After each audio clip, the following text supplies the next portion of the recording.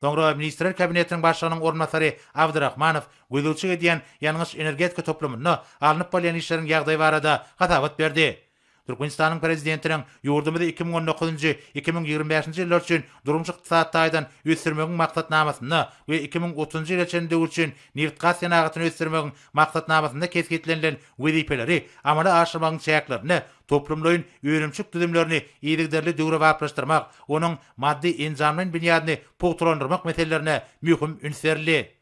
Döwlet başçylygynda hatabat dinläp, milli ykdysadyetimiziň esasy orlarynyň biri bolan ýalňyş energetika toplumynyň ösüşiniň wajypdygyny bellädi we neft gaz pudugyny mundan meýlekde köpügli esasy ösürmek, onuň düzümlerini innowasion esasy döwre baplaşdyrmak we ýurdumyzda hemde daşary döwletlerde uly istek bildirilýän neft himiýa önümleriniň möçürlerini artdyrmak boýunça vice-premiere anyk tawşyklar berdi. Şeýlekem hormatly prezidentimiz uglevodorod serişleriniň çykarylýan we gaýtadan işlenýän hemde eksportdan ýetlenen möçürlerini ýokary ýylly önümleriň mukdaryny artdyrmak, giň möçürli tasamalary durmuşa geçirmek bilen baglanyşly meseleleri bir gözegçilikde taklamagy tapşyrdy.